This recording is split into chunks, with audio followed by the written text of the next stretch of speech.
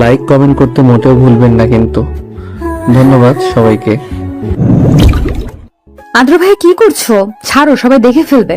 চুপ, আদর করতে দে তো। রুমে বসে বসে বিয়ের জন্য তৈরি হচ্ছিল মায়রা, তখনই কেউ তার রুমে প্রবেশ করে ধাম করে দরজাটা লাগায়।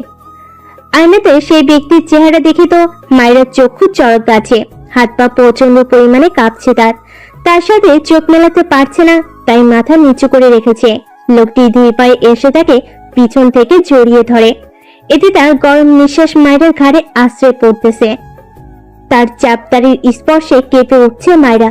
লোকটি মায়রাকে আরেকটু শক্ত করে জড়িয়ে ধরলেন। এতে কাঁপাকাঁপিটা যেন মেয়েটার দ্বিগুণ হয়ে গেল। চোখ বন্ধ মেয়েটার, তাকানোর সাহস নেই। তিনি আলতো করে তার ঘাড়ে ঠোঁট স্পর্শ করেন। এবার যেন মায়রার নিঃশ্বাস বন্ধ হওয়ার উপক্রম। সে অনেক কষ্টে গলা থেকে শব্দ বের করে তাকে বলে ছাড়তে। মায়ের কথাটা হয়তো লোকটির কান পর্যন্ত পৌঁছায়নি, আর পৌঁছাবেই বা কি করে। সে নিজেই তার কথাটা শুনতে পায়নি, মনে মনে বলেছে, কিন্তু তাকে সামনে বলার সাহস তার নেই। এমনিতেই প্রচুর কষ্ট দিয়েছে তাকে। তিনি মায়রাকে আরো নিবিড়ভাবে জড়িয়ে ঘাড়ে নিজের মুখ গুজে দিলেন। সে আবার সাহস করে তার মুষ্ঠবদ্ধ হাতটা ছাড়ানোর চেষ্টা করলো, কিন্তু তিনি বললেন, ভুলেও হাত ছাড়ানোর চেষ্টা করবি না মায়েরা, এর ফল ভালো হবে না। তার হুমকি স্বরূপ কথাটা কাঁপিয়ে দিল মায়রাকে। চিৎকার করে কাঁদতে ইচ্ছে করছে, কিন্তু এখন যদি কান্না করে তাহলে আদ্র ভাইয়ের হাতে সেই বিখ্যাত চর খেতে হবে নিশ্চিত। তাই কিছু বলল না, মনে মনে আল্লাহকে ডাকতে লাগলো। তিনি এবার গম্ভীর কণ্ঠে বললেন, আমার মানা করা সত্ত্বেও বিয়েতে রাজি হয়েছিস কোন সাহসে? মায়ের এমন নীরবতা হয়তো তার ভালো লাগেনি, তাই তিনি তাকে ধমকে বললেন। কথা কানে যায় না? বোবা হয়ে গেছিস তুই? তার ধমক শুনে ফুপিয়ে কান্না করে দিল মায়রা। কান্না করবি না একদম, না হলে ঠাটিয়ে একটা চড় মারবো। মায়ের এবার রেগে ওনাকে বলল, হ্যাঁ পারবেনই তো, শুধু চট থাপ্পড় মারতে একটু সফট ভাবে কথা বলা যায় না? তিনি এবার মায়রাকে তার বুকে জড়িয়ে নিলেন। কেন যেন খুব অস্বস্তি হতে লাগলো মায়রার। আবারও তার স্পর্শে কাঁপাকাঁপি শুরু হয়ে গেল মেয়েটার। আর্য এবার একটু নরম সুরে বললেন, আমার কথা কেন শুনিস না তুই? কেন বুঝিস না অতিরিক্ত চাই তোকে সবসময়? আমার কথা অমান্য করতে তোর ভালো লাগে না? মায়রা কিছু বলল না, কি বলা উচিত সে জানে না। তিনি এবার মায়রাকে নিজের বুক থেকে উঠিয়ে কপালে একটা চুমু দিলেন। মায়ের চোখ থেকে এক ফোঁটা জল গড়িয়ে পড়ল। বিয়ের সাজ তুলে ফেল, তোকে বিয়ের সাজে দেখার অধিকার শুধু আমার। বলে তিনি গটগট করে চলে গেলেন। মায়েরা তার যাওয়ার দিকে তাকে একটা দীর্ঘ নিঃশ্বাস ফেলল। এতটুকু বুঝতে পারলো এবারও তার বিয়েটা হচ্ছে না। প্রত্যেকবারের মতো এবারও তার বিয়েটা ভেঙে গেল। তার কারণ একটাই, আদ্রর অতিরিক্ত চাওয়া। অন্ধকার ছাদে এক কোণে দাঁড়িয়ে অশ্রু বিসর্জন দিচ্ছে মাইশা। আজ কেন যেন ও নিজেকে প্রচুর অসহায় লাগছে। মাইশার হাতে প্রেগন্যান্সি ফাইল। আজই পরীক্ষা করিয়ে জানতে পারলো ও মা হতে চলেছে বিয়ে ছাড়া। কিন্তু মাইশার অনাগত বাচ্চার বাবা একটু আগে মাইশাকে ফোন করে রিজেক্ট করে দিয়েছে। বড্ড অসহায় লাগছে ওর, কি করবে জানা নেই ওর। এসব চিন্তার মাঝেই কেউ মাইশার ঘাড়ে হাত রেখে বলে, মাইশা, এত রাতে ছাদে কি করছিস? আজ যে মায়েরার বিয়ে, খবর আছে তোর? মাইশা পেছনে তাকিয়ে দেখে আয়ান দাঁড়িয়ে। জলদি করে নিজের চোখের পানি মুছে ফেলে মাইশা। ছাদে অন্ধকার থাকার ফলে আয়ান মাইশার চোখের পানি দেখতে পায়নি। মাইশা নিজেকে সামলিয়ে বলে, কিছু না ভাইয়া, আসলে খুব গরম লাগছিল তাই ছাদে এসেছিলাম, যদি একটু বাতাস পাওয়া যায়।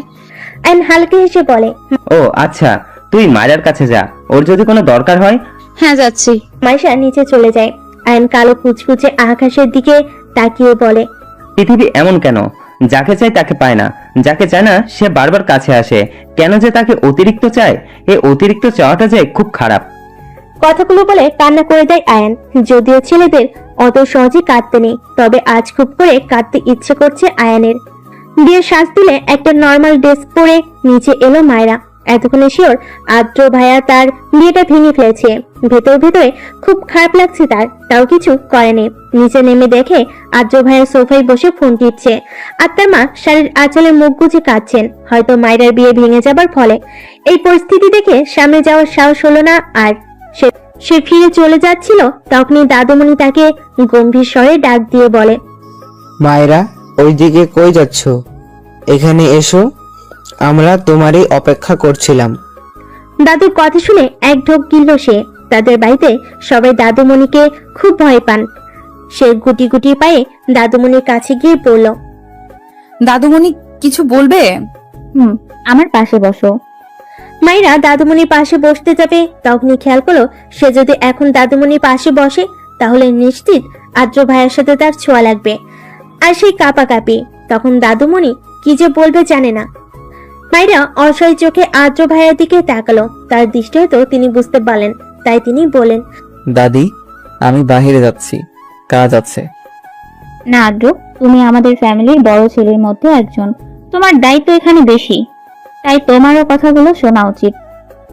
আদ্র ভাইয়া দাদুমণির কথা শুনে বসে রইলেন। মাইরা আর কি করবে, ওখানেই বসতে হলো।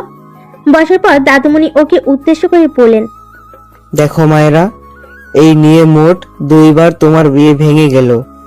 এখন এটা নয় যে আমরা তোমাকে দোষারোপ করছি। আমি জানি আমার নাতনি কোনো খারাপ কাজ করেনি, তাই এখন বলছি এসব বিয়ে চিন্তা বাদ দিয়ে পড়াশোনা করো মন দিয়ে। আমাদেরই দোষ, তোমাকে এত তাড়াতাড়ি বিয়ের চাপ দেওয়ার উচিত হয়নি। দাদুমণির কথায় মায়েরা সহ বাড়ির সবাই যতদূর সে ভেবেছিল এখন হয়তো দাদুমণি তাকে বকা দিবে, বাট দাদুমণি তো উল্টো সান্ত্বনা দিচ্ছে। হাউ। আদ্র ভাইয়ের কথা আদ্র ভাইয়ের দিকে তাকিয়ে দেখলো তার ঠোঁটে রহস্যময়ী হাসি। আচ্ছা, বাই এনি চান্স এটাতে আদ্র ভাইয়ের কোনো কারসাজি নেই তো? মায়ের ভাবনার মাঝে আদ্র ভাইয়ের সবার আড়ালে তার কানে ফিসফিস করে বলে, রাতে ছাদে আসবি, দেরি হলে কিন্তু আমি তো রুম থেকে কোলে করে তুলে আনবো। আদ্র ভাইয়ের কথা শুনে তার দিকে অবাক হয়ে তাকালো সে। আমার পক্ষে আসা সম্ভব না। যদি কেউ দেখে তাহলে কি ভাববে? কে কি ভাববে তাতে আমার কিছু যায় আসে না। তোকে আসতে বলেছি, আসবি, না হলে আসবো আমি। মায়ের উত্তর পেয়ে তিনি উঠে দাঁড়ালেন। তারপর বড় মা মানে আদ্র ভাইয়ের মাকে উদ্দেশ্য করে বললেন, আম্মু, আমি পুলিশ স্টেশনে যাচ্ছি, আসতে রাত হবে, অনেক কাজ জমে আছে, 3 দিন যাইনি, তুমি আমার জন্য অপেক্ষা করো না। তারপর তিনি মায়ের দিকে তাকিয়ে বললেন, মায়েরা তো আছেই, ও তো বেশ রাত পর্যন্ত পড়ে, ওর থেকে চেয়ে নিব, কিছু লাগলে তুমি ঘুমিয়ে পড়িও। মায়েরা অসহায় চোখে আদ্র ভাইয়ের দিকে তাকিয়ে বলতে লাগলো, এই লোকটা কেন আমাকে অতিরিক্ত জ্বালায়? কেন? আমি এর থেকে দূরে থাকতে চাই, আর ইনি আরো কাছে আসতে চায়। অসহ্যকর লোক একটা। আদ্র ভাইয়ের কথা শুনে বড় মা বললেন, এখন কিছু খেয়ে যা, সকালে তো কিছু খাসনি। সমস্যা নেই, স্টেশনে গিয়ে খেয়ে নিব। বলে বেরিয়ে যায় আদ্র ভাইয়া। আগে থেকেই পুলিশের ইউনিফর্ম পরে রেডি ছিল। আদ্র পেশায় একজন পুলিশ অফিসার, যদিও এখন এসপি, কিন্তু বাড়ি কেউ চায়নি সে পুলিশ অফিসার হোক। ওর বাবা আর মায়ের বাবা একজন বিজনেসম্যান, দেশে বিদেশে বেশ খ্যাতি আছে তাদের। সবাই চেয়েছিল আদ্র একজন সফল বিজনেসম্যান হোক, কিন্তু এই খারুসের কি হয়েছে কে জানে, সে পুলিশ হবেই বলে জিদ ধরেছিল, তাই তার জিদের কাছে সবার হার মানতে হলো। 10-12 জন গার্ড মিলে একটা ছেলেকে ধরে নিয়ে এসে একটা লোকের পায়ের কাছে ছুঁয়ে মারল। লোকটি ছেলেটির চুলের মুঠি ধরে উঁচু করে বলে, সাহস কিভাবে হয় তোর ওই মেয়েকে গুলি করতে চাস? ছেলেটি ব্যথায় ডুকরিয়ে ওঠে।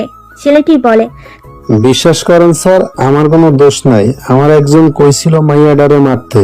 ছেলেটি রেগে জিজ্ঞেস করে, কে? আদনান মাহমুদ। লোকটি রেগে জিজ্ঞেস করে। ছেলেটি বলা নাম শুনে লোকটি হিংস্র রূপ ধারণ করে, এতটাই হিংস্র যে তাকে দেখলে যে কোনো দুর্বল হার্টের মানুষ সাথে সাথে হার্ট অ্যাটাক করতে 1 সেকেন্ডও সময় লাগবে না। লোকটি পাশে থাকা রিভলভার দিয়ে ছেলেটির বুক বরাবর 10টা গুলি করে। তারপর সেই ক্ষত স্থানে মরিচের গুঁড়ো দিয়ে পাগলের মতো হাসতে থাকে। গার্ডগুলো ভয়ে থরথর করে কাঁপছে। বিকেলবেলা মেডিকেলের বইগুলো নিয়ে হালকা পাতলা নাড়াচাড়া করছে মায়েরা। কালই ঢাকা মেডিকেলে ভর্তি হয়ে এসেছিল সে। ক্লাস শুরু হবে আরো 1 সপ্তাহ পর। সে পড়ছিল, তখনই দরজায় নক পড়ে। তাকিয়ে দেখে আদ্রিত আপু দুটো চায়ের কাপ নিয়ে মিষ্টি হেসে দাঁড়িয়ে আছে। মায়েরা হালকা হেসে বলে, বাহ, আজ দেখি বিদ্যাসাগর নিচ থেকে আমার রুমে আসলো। তোর দেখা তো আর পেলাম না আমার রুমে, তাই নিচ থেকে আসলাম। তা কি করছিলি? এই তো বই নিয়ে একটু গবেষণা। আদ্রিতা আপু হচ্ছে আদ্র ভাইয়ের বড় বোন। আদ্ররা 3 ভাই বোন। আদ্রিতা আপু, আদ্র ভাইয়া আর মাইশা, তারা হচ্ছে মাইরার বড় চাচ্চুর সন্তান।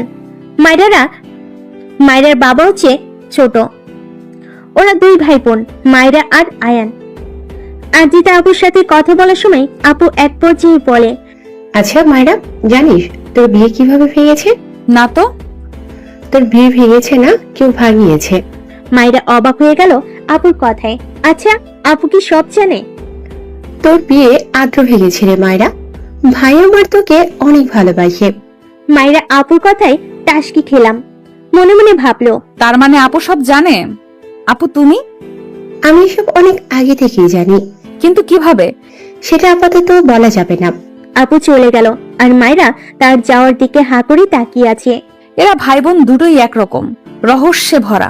রাতের বেলা মায়ের আস্তে করে পা টিপে টিপে ছাদে যাচ্ছে। একটু আগে ফোনে মেসেজ দিয়েছিল আদ্র ভাইয়া ছাদে আসতে। এক প্রকার বিরক্ত লাগছে তার। এই লোকটার জন্য জীবনটা শেষ আমার। কবে যে মুক্তি পাবো আল্লাহ জানে। ছাদে এসে আশেপাশে তাকিয়ে দেখে কেউ নেই।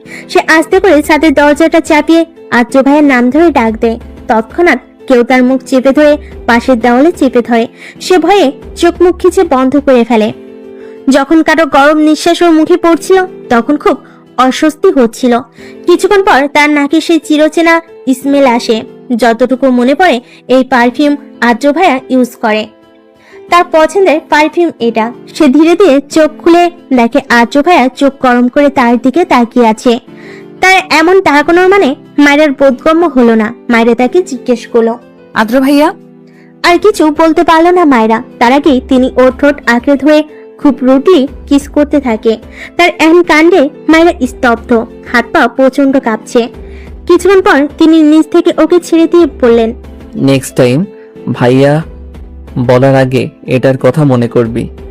মায়ের ঠোঁটে স্লাইড করে কথাটি বলল আদ্র ভাইয়া। তারপর নিজের ঠোঁট মুছতে মুছতে ছাদের এক কর্নারে চলে গেলেন।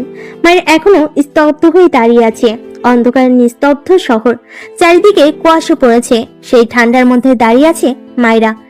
শুধু মায়েরা না, আদ্র ভাইও দাঁড়িয়ে আছে। সে যে ওর ঠোঁটে অবৈধভাবে কিস করে আকাশের দিকে তাকিয়ে আছে, তার আর খবর নেই। এবার আর চুপ থাকতে পারলো না। আদ্র ভাইকে জিজ্ঞেস করলো, আপনি আমার ঠোঁটে কিস করলেন কেন? কিছুটা রাগান্বিত স্বরে বলল, যাতে একটু হলো ভয় পেয়ে উত্তরটা দেয়। ওর প্রশ্নটা শুনে তার কোনো পরিবর্তন হলো না। কিছুটা মন খারাপ হলো ওর, কারণ তিনি কখনোই ওর কোনো প্রশ্নের উত্তর দেন না।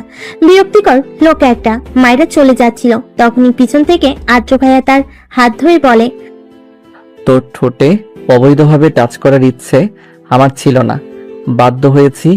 আর কখনো যেন তোকে আমাকে ভাইয়া বলে ডাকতে না দেখি। তার কথায় বেশ অবাক হলো মায়েরা। তাকে জিজ্ঞেস করলো, আপনাকে ভাইয়া ডাকবো না তো কি বলবো? তাছাড়া বাড়ির সবাই বা কি বলবে? আপনি তো আমার অনেক বড়, নাম ধরে ডাকলে কেমন দেখায়? মাত্র 9 বছরের বড় আমি তোর, আর নাম ধরে তো আর ডাকতে বলছি না। আপনি করে ডাকবি তাহলেই চলবে, কিন্তু ভাইয়া কখনোই না। আদ্র ভাইয়ের কথাই কিছুটা রাগ হলো মায়েরার। সে তাকে বলল, কেন ভাইয়া ডাকলে সমস্যা কি? আমি তো আপনার কথাটা বলতে যাবে তার আগে তিনি ওর ঠোঁটে আঙ্গুল দিয়ে বলে, হুশ, তুই আমার বোন কখনই না। আমার নিঃশ্বাস তুই, আমার অক্সিজেন তুই, আমার বউ তুই। তার কথায় কিছুটা ঝটকা খেল মায়েরা, কিন্তু পর মুহূর্তে নিজেকে সামলে নিল। তিনি ওর থেকে কিছুটা দূরে দাঁড়িয়ে বললেন, আজকে শেষ, এরপর আর কখনো বৈধ অধিকার ছাড়া তোকে টাচ করব না। মায়েরা তার কথা শুনে মনে মনে বলে, সেটা হয়তো কখনোই হবে না আদ্র ভাইয়া, কারণ আমি চাই না অন্য কারোর ভালোবাসার মানুষ আমার স্বামী হোক। আপনি অন্য কারো, আমার না। কথাগুলো বলে আউড়িয়ে চোখ থেকে মায়ের পানি গড়িয়ে পড়ল। সাথে সাথেই মুছে নিল, কারণ এটা যদি আদ্র ভাইয়া দেখে তাহলে খবর আছে। তিনি এরকমই, চোখের পানি সহ্য করতে পারেন না। আদ্র ভাইয়ের মুখের দিকে তাকিয়ে দেখলো মুখটা কেমন যেন শুকিয়ে আছে। তখনই মনে পড়লো আদ্র ভাইয়া সকালে না খেয়ে বের হয়েছিলেন, আর বাইরে কিছু খেয়েছেন বলে মনে হয় না, কারণ তিনি খুবই রুচিবাহী মানুষ। মায়েরা তার কাছে এগিয়ে এসে বলল, আপনি তো সকালে কিছু খাননি, এখন একটু খেতে দেই। তুই খাবার রেডি কর, আমি আসছি। আচ্ছা, তাড়াতাড়ি আসবেন, বাইরে খুব ঠান্ডা। হুম।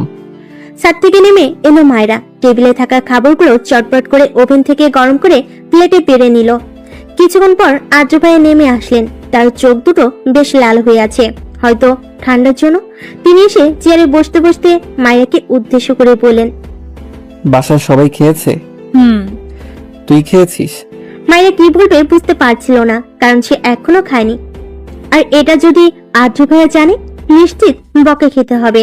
তাই মিথ্যা করে বলল, হ্যাঁ খেয়েছি। আমার সাথে মিথ্যা বলিস কোন সাহসে? মায়েরা ভয় পেল কিছুটা, তারপর নিজেকে সামলে পড়ল। মিথ্যা বলতে যাব কেন? একদম চুপ। আমি জানি তুই যখন মিথ্যা বলিস তখন নিজের হাতের আঙ্গুল মোস্টামস্তি করিস। অ্যান্ড নাও তুই এটাই করছিস। আদ্র ভাইয়ের কথা শুনে মায়েরা চোখ বন্ধ করে একটা নিঃশ্বাস পেল। মনে মনে ভাবলো, উনি এত ছোট্ট একটা জিনিসও খেয়াল করেন। আল্লাহ, আগে জানলে আরো খেয়াল রাখতাম। মায়েরা চুপ থাকা দেখে উনি আবার ধমক দিলেন, কি হলো বল, মিথ্যা বলছিস কেন? সরি, আর এমন হবে না। নেক্সট এমন হলে থাপড়িয়ে দাঁত ফেলে দিব, অসভ্য মেয়ে। মায়েরা মনে মনে তাকে হাজারটা গালি দিল। তখনই হাতে টান অনুভব করে। সামনে তাকিয়ে দেখে আদ্র ভাইয়া টান মেরেছে। তিনি ওকে টান দিয়ে পাশের চেয়ারে বসায়। সে হকচকিয়ে পড়ল। কি হয়েছে? এখনই আমার সামনে খাবার কমপ্লিট কর। আমি পরে খেয়ে নিব, প্রমিস। যেটা বলছি সেটা কর। কি আর করার, তার সামনে বসেই খেতে হচ্ছে। আগে জানলে তখনই খেয়ে নিত। আর চোখে তার দিকে তাকিয়ে দেখে তিনি মিটমিট করে হাসছেন। অবাক হলো কিছুটা, কারণ তিনি খুব কম হাসেন। সবসময় গম্ভীর ফেস নিয়ে ঘুরে বেড়ান। মায়েরা মনে মনে বলল, আমাকে চাপে ফেলে হাসা হচ্ছে, তাই না? ভালো হবে না তোর, বজ্জাত লোক একটা। খাবার শেষ করার পর বড় বড় পা ফেলে নিজের রুমে চলে আসলো মায়েরা। রুমে এসে বুকে হাত দিয়ে বড় বড় নিঃশ্বাস নিতে লাগলো। কেন জানি আদ্র ভাইয়াকে দেখলে ওর শ্বাসকষ্ট শুরু হয়ে যায়। তার জন্যই তো সবসময় তার থেকে দূরে দূরে থাকে। কিন্তু মাঝে মাঝে দুর্ভাগ্যবশত তার সামনাসামনি হয়ে যায়, যেমনটা আজকে। যদিও বেশিরভাগ সময় আদ্র ভাইয়ের ডাকার কারণে তার সামনে যেতে হয়। মায়েরা বেডে লেপ মুড়ি দিয়ে শুয়ে পড়ল। হাত পা প্রচন্ড কাঁপছে। কেন কে জানে, আদ্র ভাইয়ের কারণে নাকি ঠান্ডার কারণে জানা নেই ওর। তবে এমন একটা ঘুম দরকার, গভীর ঘুম। সকালবেলা সকাল সকাল বেশ হইচইতে ঘুম ভেঙে গেল। রুম থেকে বাইরে গিয়ে দেখে ওদের বাড়িটাকে বেশ সুন্দর করে ডেকোরেশন করা হচ্ছে। মা, বাবা, বড় চেঁচা, বড় চাচি সহ সবাই ব্যস্ত। কিন্তু এত কিসের ব্যস্ততা তাদের? আর আজকেই বা কি যে বাড়ি ডেকোরেশন করা হচ্ছে? তখনই দেখলো তার মেঝো চাচুর ছেলে সাদাব ঘুম থেকে উঠে চোখ টলতে টলতে ফুল নিয়ে যাচ্ছে। মায়েরা তাকে ডেকে বলল, ভাইয়া আজকে কি বাসায় কোনো ফাংশন? মায়ের কথা শুনে তিনি এমন একটা রিয়াকশন দিলেন যেন সে কোনো এক বড় পাপ করে ফেলেছে। মায়েরা তাকেই বলল, কি হলো ভাইয়া? তুই সত্যি জানিস না? আরে না, প্লিজ বলো না আজ কি। আদ্রিতার এঙ্গেজমেন্ট আজকে, ভুলে গেছিস নাকি? আপু যে চাকরি পেয়েছে। মায়েরা মাথা চাপিয়ে অপরাধমূলক হাসি হেসে পড়ল, একদম মাথা থেকে বেরিয়ে গেছে। তোর মাথায় থাকে কি? যা ফ্রেশ হয়ে নিজে ব্রেকফাস্ট করতে আয় জলদি। আসছি, যাও। সাদা ভাই সবার বড়, মানে আদ্রিতা আপু আর সে এক সমান। কিন্তু সে বিবাহিত। আদ্রিতা আপু বিয়ে করেনি, কারণ তিনি নিজ পায়ে না দাঁড়ানো পর্যন্ত বিয়ে করবেন না বলে জিদ করেছিলেন। আর পরিবারের কেউই তাকে বিয়ের জন্য চাপ দেয়নি। কাল আপু বেশ ভালো একটা চাকরি পেয়েছে, তাই হয়তো আজ এঙ্গেজমেন্ট করা হচ্ছে। পাত্র আগে থেকেই ঠিক করা। পাত্রের নাম রওশন, বেশ ভালো একজন লোক উনি। আপুকে বেশ ভালোবাসেন তিনি, তাই তো এতদিন বিয়ের জন্য চাপ না দিয়ে তার জন্য অপেক্ষা করেছে। মায়েরা ফ্রেশ হয়ে নিচে নেমে দেখলো অলরেডি সবাই খেতে বসে গেছে। সব চেয়ার পরিপূর্ণ, শুধু একটা চেয়ারই খালি, আর সেটা হচ্ছে আদ্র ভাইয়ের পাশের সিট।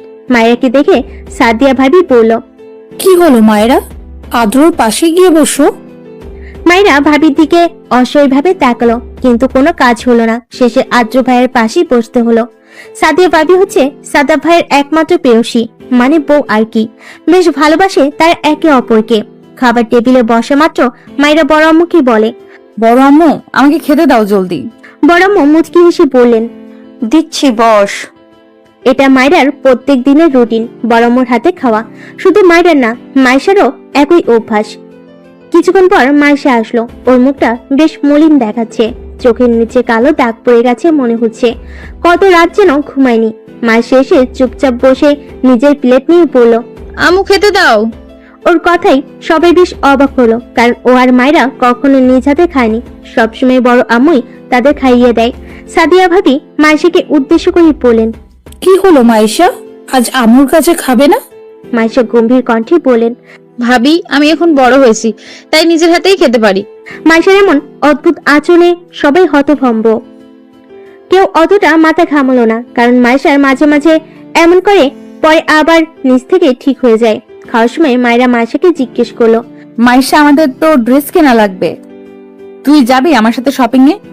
না তুই যা, ভাইয়ার সাথে আমার ভালো লাগছে না, আর আমার জন্য তুই ড্রেস চুজ করে আনিস। মাইশা কথাটা বলে খাবার শেষ করে চলে গেল। মায়েরা এক ঢোক কিনলো, কারণ এটা ভেবেছে তাকে আদ্র ভাইয়ের সাথে একা একা যেতে হবে। মায়েরা বড় আম্মুকে বলল, বড় আম্মু, তুমি চলো না আমার সাথে প্লিজ। না রে, আমাকে আজকে একটু বাইরে যেতে হবে, তোর চাচুর দরকার আছে। মায়েরা সবাইকে জিজ্ঞেস করলো, কিন্তু তারা সবাই না করে দিল। কি আর করার, শেষে আদ্র ভাইয়ের সাথেই যেতে হচ্ছে। মায়েরা রেডি হয়ে নিচে নেমে দেখে আদ্র ভাইয়া ফোনে কথা বলছে।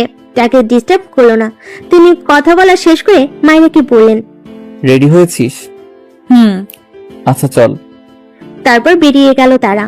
গাড়িতে বসা মাত্র মায়েরা সবসময় ঘুম চলে আসে, কিন্তু আজ আর ঘুম আসেনি আদ্র ভাইয়ের কারণে।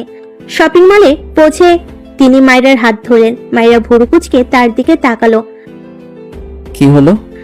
তিনি কিছু না বলে ওর হাত ধরে সামনে নিয়ে যেতে লাগলেন। তারপর একটা দোকানের ভিতর ঢুকে বললেন, ড্রেস দেখান। তার কথাটা শেষ না হওয়া মাত্রই দোকানের সকল স্টাফরা পুরো মার্কেটের অর্ধেক জামা এনে মায়েরা সামনে রাখলো।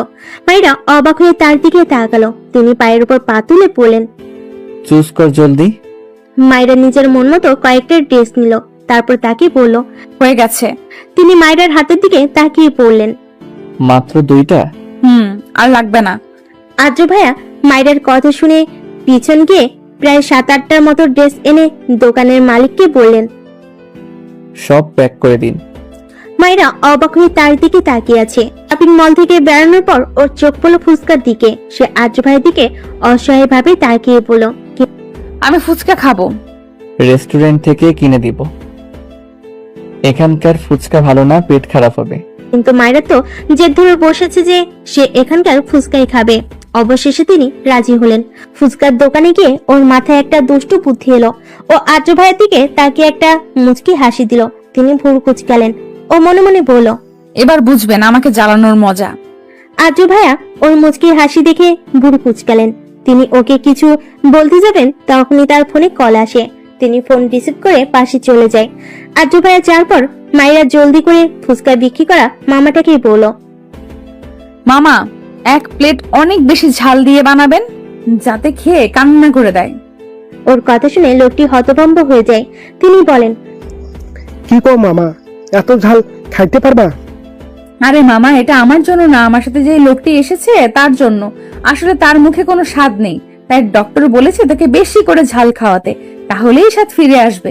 কিন্তু তিনি মানতেই চায় না, তাই আর কি।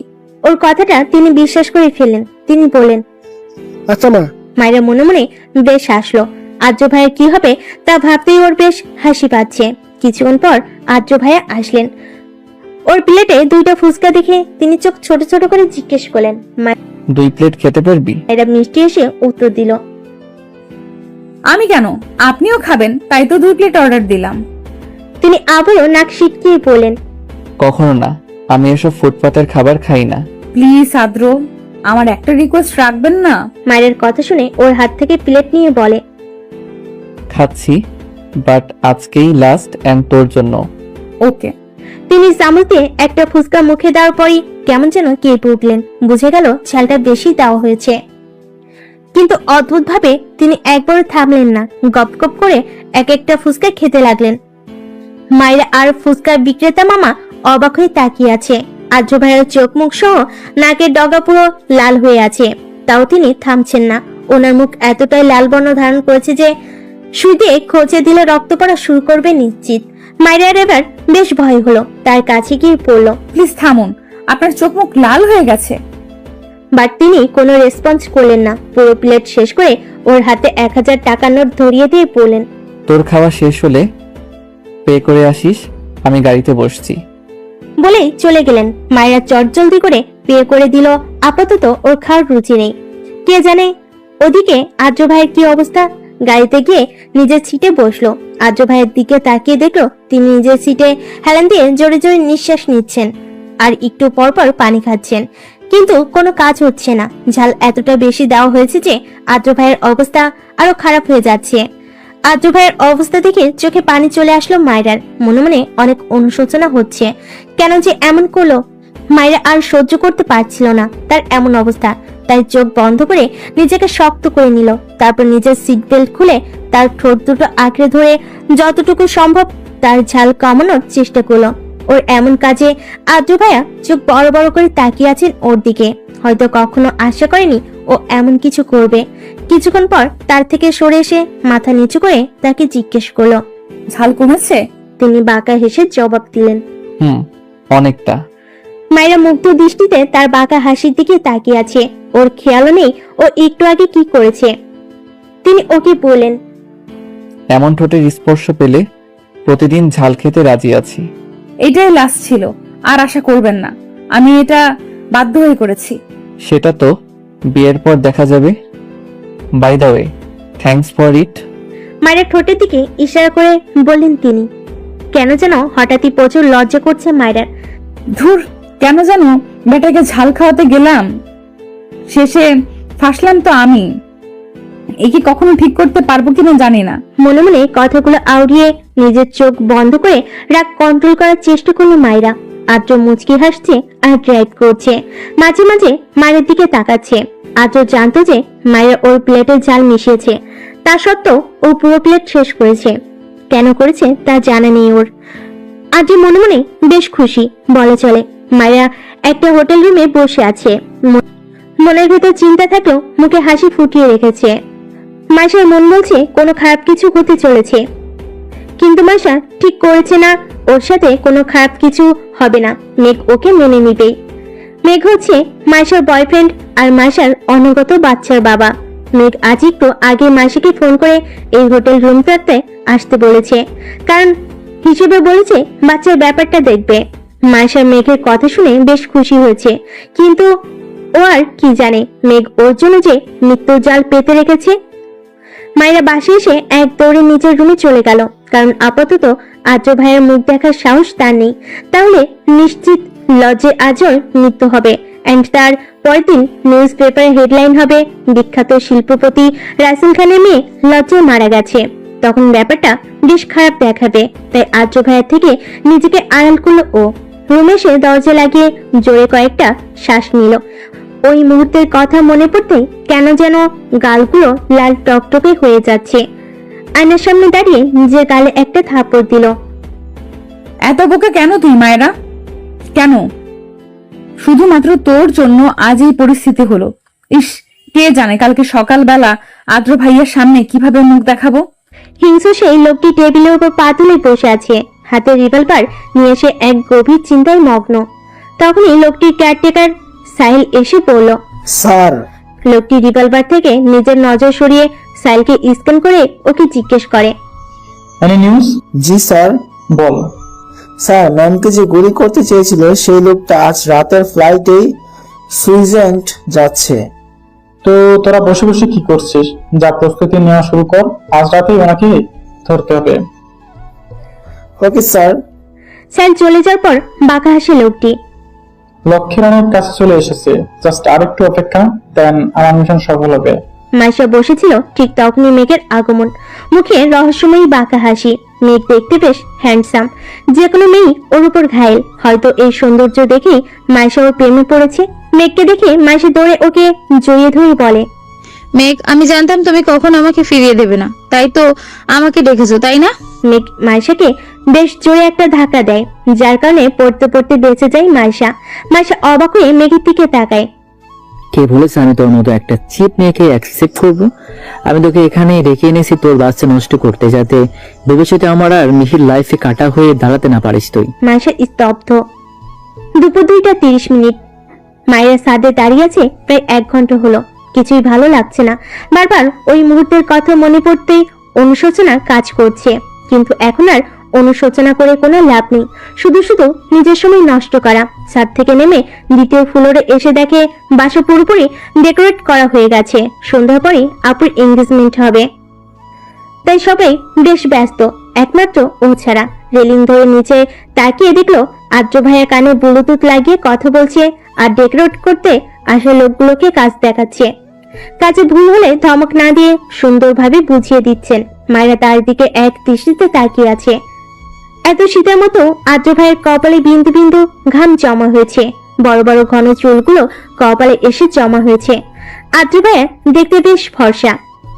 শুধু তিনিই না, ওদের ফ্যামিলির সবাই বেশ ফর্সা, কিন্তু তিনি একটু বেশি ফর্সা। আদ্র ভাইয়ের ডান গালে একটা তিল আছে, যেটা মায়েরার উইকনেস। মাঝে মাঝে ওর মনে হয় টুপ করে তার তিলে একটা চুমু দিয়ে দিই। এসব ভাবতে ভাবতে দেখলো তিনি ওর দিকে তাকিয়ে মুচকি হাসছেন। মায়েরা আর তার চোখাচোখি হওয়া মাত্রই একটা চোখ টিপ দিলেন তিনি। মায়েরা এক দৌড়ে নিজের রুমে চলে গেল। মনে মনে বলল, এই লোকটা এত খারাপ কেন? সব সময় আমায় লজ্জায় ফেলে দেয়। আদ্র দাঁড়িয়ে দাঁড়িয়ে মুচকি হাসছিল। তখনই পেছন থেকে সাদাপ এসে ওর পিঠে চাপড় দিয়ে বলে, বাহ, আজকাল দেখি একা একা হাসা হচ্ছে। তা কই, আমি যখন বলি একটু হাসতে তখন তো হাসিস না, ব্যাপার কি? আদ্র নিজের মাথা চুলকিয়ে বলে, নাথিং। সাদাপ দুষ্টু হেসে বলে, প্রেমে পড়েছিস নাকি? সাদাপের কথা শুনে আদ্র একটা কাশি দেয়, তারপর বলে, কি আবল তাবল বলছিস ভাই? প্রেমে পড়বো তাও আমি? ইম্পসিবল। তুই যে প্রেমে পড়েছিস তা আমি জানি, এবং কার প্রেমে পড়েছিস তাও জানি। কার? আমার পিচ্চি বোন মায়েরার। আদ্র চমকিত। এদিকে মেঘের কথা শুনে মার্শার চোখে পানি এসে গেছে। ও বলে, তার মানে তুমি আমাকে ভালোবাসো না? মেঘ তাচ্ছিলার হাসি দিয়ে বলে, তোকে ভালোবাসবো? আমার মাথা খারাপ নাকি? তাহলে এতদিন এসব কি ছিল? Time pass. মেঘের কথা শুনে মার্শা রেগে ওর গালে একটা থাপ্পড় দেয়। ছি, আমার ঘৃণা হচ্ছে। আমি তোমার মতো একটা লোককে ভালোবেসেছি, এতটা নিয়েছো তুমি? আমার বাচ্চাকে মেরে ফেলতে চাও? তোর বাচ্চাকে না মারলে আমার পথের কাটা কিভাবে দূর করবো জান? মেঘ মার্শার দিকে এগিয়ে যাবে, তখনই মার্শা মেঘকে নিজের সর্বশক্তি দিয়ে ধাক্কা মেরে হোটেল রুম থেকে বেরিয়ে যায়। মার্শা বেরিয়ে যাওয়ার পর মেঘ ওর যাওয়ার দিকে তাকিয়ে হাউমাউ করে কেঁদে ওঠে। ভালোবাসি প্রেয়সী, অনেক ভালোবাসি তোকে। আমি অতিরিক্ত চাই তোকে, কিন্তু তুই আমার ভাগ্যে নেই প্রেয়সী। আমি যে তোর জীবনে ক্ষণিকের, চাইলেও তোকে নিজের কাছে রাখতে পারবো না। তুই আইনের কাছেই ভালো থাকবি প্রেয়সী। কাঁদতে কাঁদতে মেঘের মুখ থেকে গলগল করে রক্ত পড়তে থাকে, কিন্তু তাও মার্শার নাম নিয়ে কান্না করে যাচ্ছে। কিছুক্ষণ পর হোটেল ম্যানেজার এসে মেঘকে হসপিটালে ভর্তি করে। মার্শা কাঁদতে কাঁদতে রোডে এসে পড়েছে। তখনই হঠাৎ করে মার্শা মাথা ঘুরে একটা গাড়ির সামনে পড়ে যায়। দুর্ভাগ্যবশত গাড়িটা আয়নে ছিল। ও মাত্রই হসপিটাল থেকে একটা সার্জারি শেষ করে বাড়ি যাচ্ছিল। আইন পেশে একজন হার্ট সার্জনিস্ট। আইন গাড়ি থেকে নেমে মেয়েটাকে দেখে 1 সেকেন্ডে চিনে যায়। আইন মাইশাকে এইভাবে দেখে ওর বুকে মোচড় দিয়ে ওঠে। আইন জলদি করে মাইশার কাছে গিয়ে ওকে কোলে করে গাড়িতে বসিয়ে জ্ঞান আনার চেষ্টা করে, কিন্তু মাইশা কোনো রেসপন্স করে না, কারণ মাইশার শরীর বেশ দুর্বল ছিল। আইন মাইশাকে হসপিটালে নিয়ে যাওয়ার জন্য সিদ্ধান্ত নেয়। রুমে বসে বসে ড্রেস চুজ করছিল মায়েরা, কিন্তু একটা ড্রেসও পছন্দ হচ্ছিল না। আর এদিকে একটু পরেই ফাংশন শুরু হবে। একটা ড্রেসও মন মতো পাচ্ছি না, কি যে করি। তখনই দরজা খোলার আওয়াজ পেল। পিছনে ঘুরে দেখে আদ্র ভাইয়া দাঁড়িয়ে, হাতে কিছু ব্যাগ আছে তার। মায়েরা আদ্র ভাইয়াকে দেখে বেশ অবাক হলো, কারণ তিনি কখনোই ও রুমে আসেন না। আজ হয়তো প্রথম আসলো। আরেকবার যখন এসেছিল বিয়ের জন্য রেডি হচ্ছিল, ওইটা আপুর রুম ছিল। আপনি এখানে? কোনো কিছু লাগবে? হুম, তাহলে কিছু দিতে এসেছি। কি?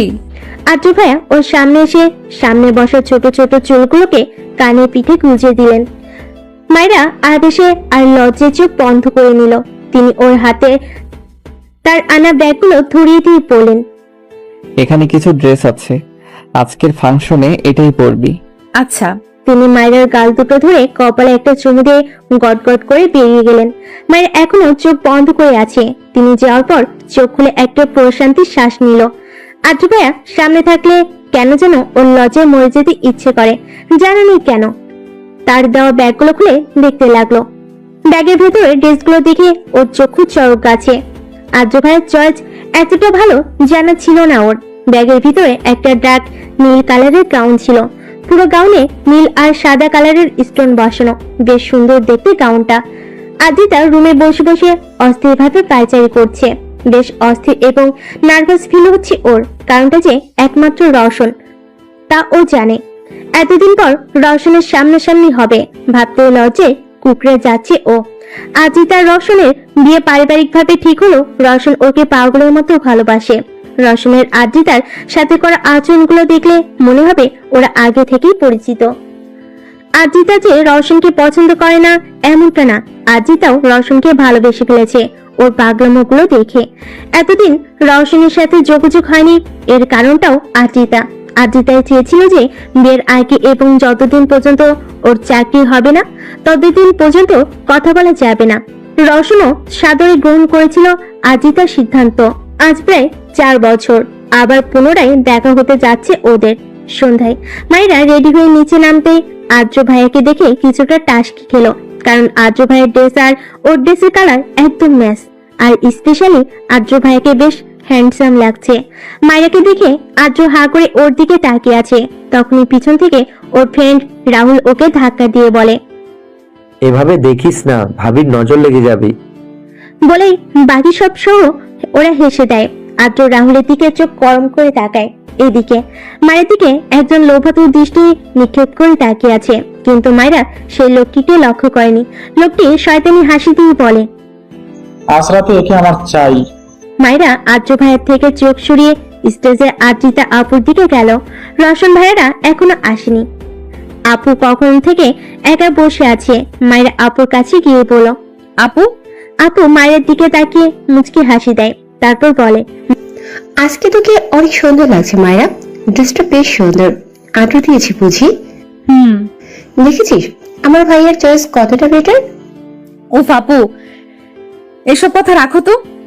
কেন, বরের কথা বলাতে লজ্জা লাগছে বুঝি? মায়েরা কিছু না বলে মাথা নিচু করে নেয়।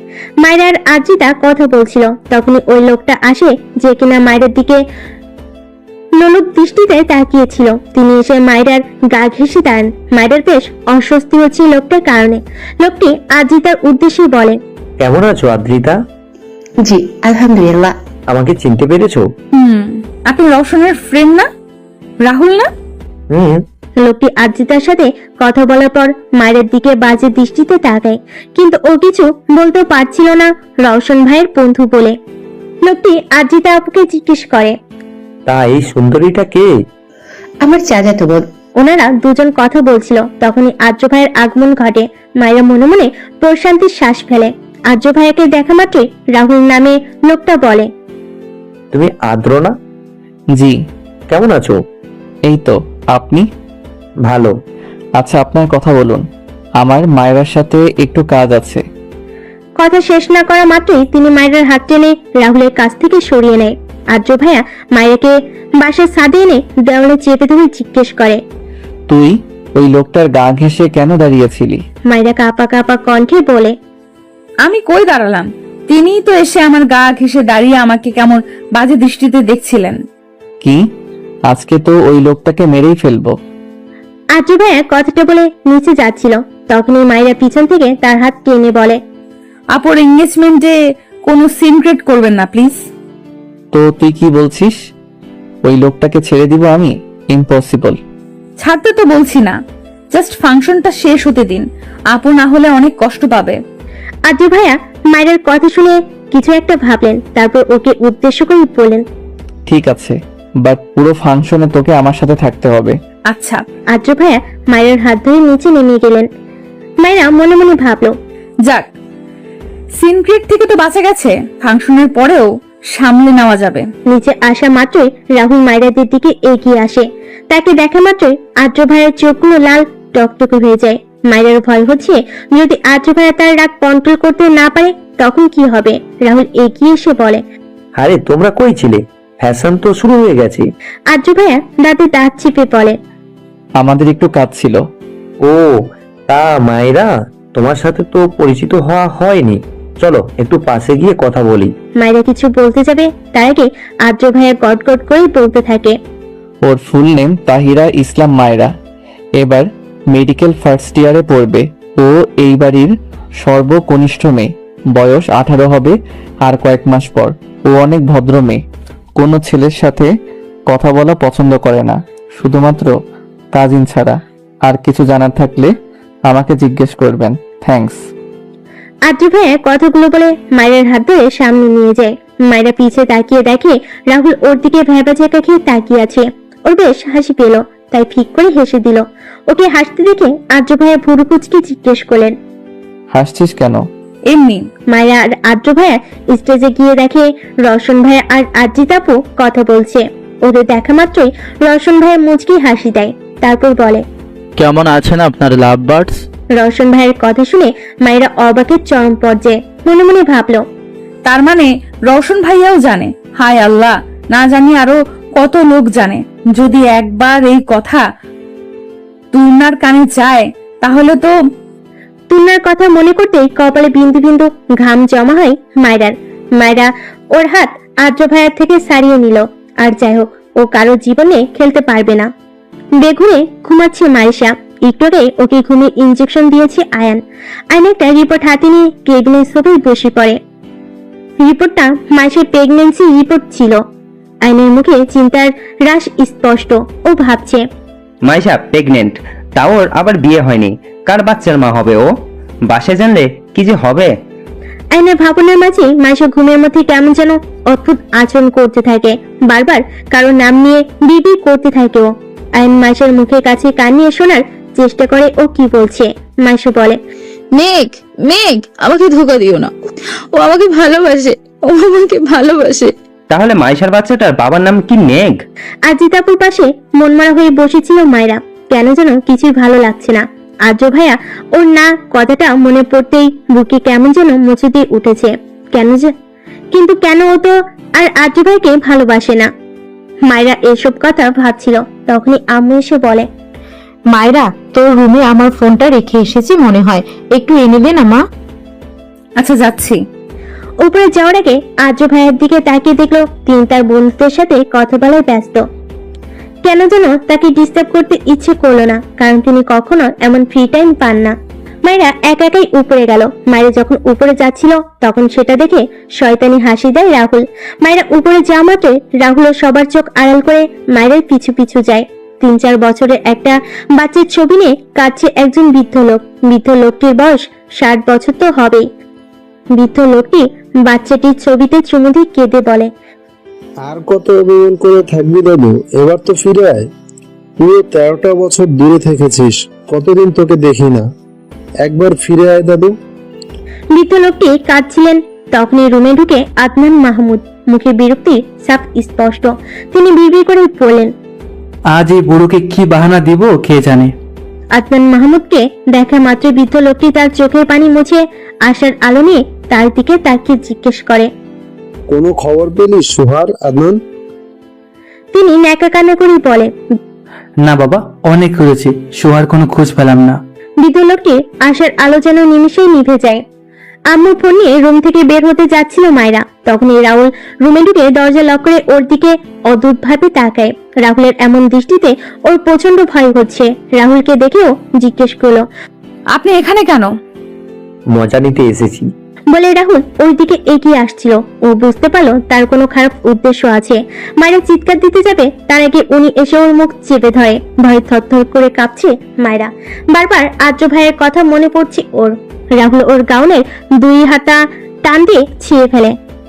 তিনি এত জোরে টান দিয়েছিল যার ফলে 2 হাত দিয়ে রক্ত বেয়ে পড়তে থাকে। মাইশার জ্ঞান আসা মাত্রই ও মেঘের নাম ধরে একটা চিৎকার দেয়। আইন জলদি করে মাইশার কাছে গিয়ে জিজ্ঞেস করে, মাইশা কি হয়েছে, চেঁচাচ্ছিস কেন? খারাপ স্বপ্ন দেখেছিস? মাইশা কিছু বলতে যাবে তার আগেই ওর খেয়াল হয় ও আয়নকে দেখে ভরকে যায়। মাইশা বলে, ভাইয়া আপনি? রাস্তায় তুই আমার গাড়ির সামনে সেন্সলেস হয়ে গেছিলি, তারপর তোকে হসপিটালে নিয়ে আসি। কিন্তু তুই রাস্তার মাঝখানে কি করছিলি? আসলে আমি। মাইশা তুই প্রেগনেন্ট, কার বাচ্চা এটা? মাইশা বুঝতে পারে আয়ন সব জেনে গেছে। কান্না করে দেয় ও। কান্না না করে বল, না হলে আমি বুঝবো কি করে? আর তাছাড়া এই খবর যদি বাসায় জানে তাহলে কি হবে বুঝতে পারছিস? আয়ান ভাইয়া আসলে। কানের কারণে কথা বলতে পারছে না মাইশা। ও আয়নকে কি বলবে বুঝতে পারছে না। অক্সিজেন মাস্ক পরিয়ে রাখা হয়েছে মেঘকে। ওর অবস্থা বেশ খারাপ। ব্রেন টিউমারের সেকেন্ড স্টেজে আছে মেঘ। কিছুদিন পর মেঘের কেবিনের দরজা খুলে হুড়োহুড়ি করে প্রবেশ করে মেঘের বোন আর ফ্রেন্ড। মেঘের এই অবস্থা দেখার পর কান্না করে দেয় মেঘলা। মেঘলা মেঘের পাশে বসে জিজ্ঞেস করে, মেঘ, কিভাবে হলো এসব? আমাদের জানানোর প্রয়োজনও মনে করলি না। মেঘ আস্তে করে চোখ খুলে মেঘলার দিকে তাকায়। আমি নিজেও কয়েকদিন আগে জানতে পেরেছি, তোকে কিভাবে বলবো আপু? মাইশা কই? কেমন আছে ও?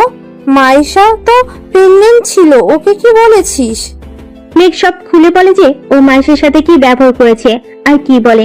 সবকিছু শোনার পর মেঘলা মেঘের গালে একটা থাপ্পড় দেয়। থাপ্পড় দেওয়ার ফলে মেঘের নাক দিয়ে রক্ত পড়তে থাকে।